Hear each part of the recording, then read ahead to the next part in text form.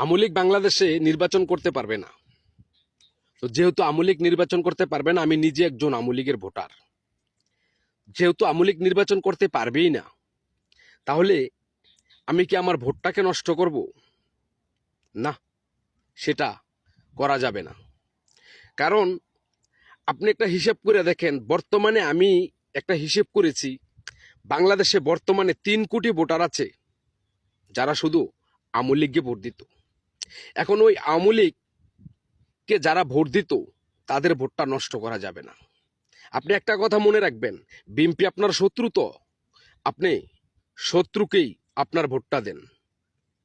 কারণ বিএনপি বাংলাদেশের ক্ষমতায় আসলে অন্তত পক্ষে আপনার দেশপ্রেমটা বেঁচে থাকবে, কিংবা আপনার মাতৃভূমিটা কখনো চিৎকার করে হাহাকার করে বলবে না যে কাকে বাংলাদেশের ক্ষমতায় বসালেন।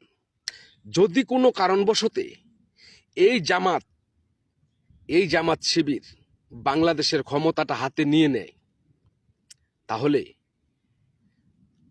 যেমন লাঞ্ছিত হবে তখনকার 2 লক্ষ মা বোন, 30 লক্ষ শহীদ, বিদায় যাবে তাদের এই নিঃস্বার্থে জীবন দেওয়াটা। কারণ এই জামাত ইসলামী এই দেশের বিরোধিতা করেছিল।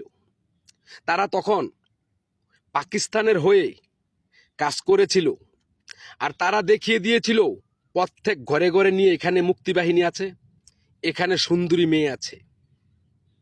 তারা সেই জালেম যারা নিজের জীবনকে বাঁচাতে তখন সম্পূর্ণভাবেই পাকিস্তানের সাপোর্ট করেছিল আর মেরেছিল আমার গোটা বাঙালি জাতিকে। এবার আপনি ভাবুন, আপনি কি কালসাপকে ভোট দিবেন? যে কালসাপ যে কোনো মুহূর্তে আপনাকে ছোবল দিতে পারে, নাকি আপনার শত্রুকে বন্ধু বানানো যায়, কিন্তু কোনো কালসাপকে না। এটা আপনার মাথায় নিবেন। কারণ যদি বিএনপি ক্ষমতায় যায়, আমি একজন আওয়ামী লীগের ভোটার হয়ে বলছি, তাহলে আপনার দেশপ্রেমটা বেঁচে থাকবে। আর যদি কোনো কারণবশত জামাত ইসলাম যায়, তাহলে গোটা বাংলাদেশটাতেই একটা নৈরাজ্যের সৃষ্টি হবে, যেটা আপনি এখন কল্পনা করতে পারছেন না। তাই আমি বলবো, ওই 3 কোটি ভোটারকে আপনারা বিএনপিকে ভোট দিবেন, ইনশাল্লাহ দেশপ্রেমটা বেঁচে থাকবে। আর জামাতকে দিলে ওই যে পূর্ব পাকিস্তান, সেই পূর্ব পাকিস্তানে আপনার দেশ ফিরে যাবে।